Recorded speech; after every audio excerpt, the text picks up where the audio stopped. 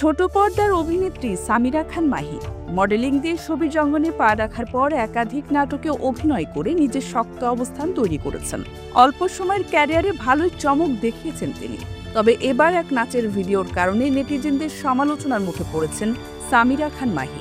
ইয়ামাহার একটি ইভেন্টে অংশ নিয়ে নৃত্য পরিবেশনা করেছিলেন তিনি। সামাজিক যোগাযোগ মাধ্যমে নেটিজেনরা বেশ সমালোচনা করেছেন। বিভিন্ন পেজ থেকে শেয়ার করা ভিডিওটা ছড়িয়ে পড়েছে।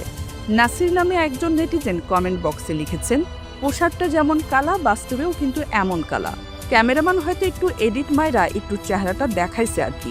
অনেক সুন্দর লাগছে বস্তির রানীকে। আরেকজন প্রশ্ন করে লিখেছেন, আচ্ছা ভাই, পোশাক কি আর এই দুনিয়ায় ছিল না?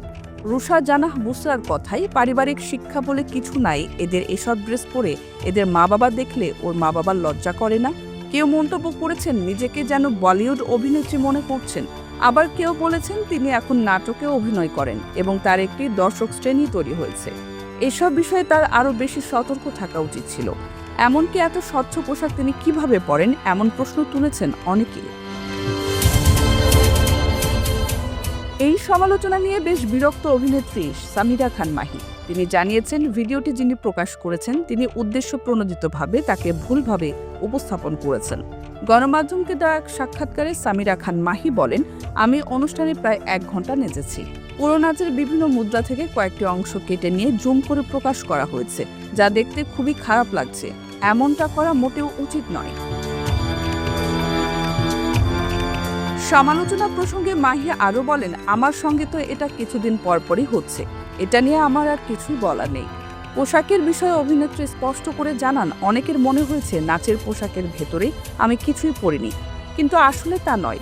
নাচের পোশাকের ভিতরে আমি আরও 2টি পোশাক পরেছিলাম। পোশাকটি একদম শরীর ফিটিং হওয়ার কারণে হয়তো এমন মনে হয়েছে। পোশাকের সীমাবদ্ধতা নিয়ে তিনি বলেন, আমাদের তো নিজস্ব কস্টিউম ডিজাইনার বা মেকআপ আর্টিস্ট নেই যে চাইলে নিজের মতো করে সবকিছু করতে পারবো। আমি এই পোশাকটি রিহার্সালের সময় পেয়েছি, তাও 1 দিন আগে।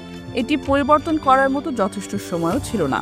এদিকে বিতর্কের মধ্যেই সামিরা খান মাহি বর্তমানে একটি অ্যান্থোলজি ফিল্মের শুটিং করছেন। থার্সডে নাইট শিরোনামের এই গল্পটি পরিচালনা করছেন জাহিদ প্রীতম।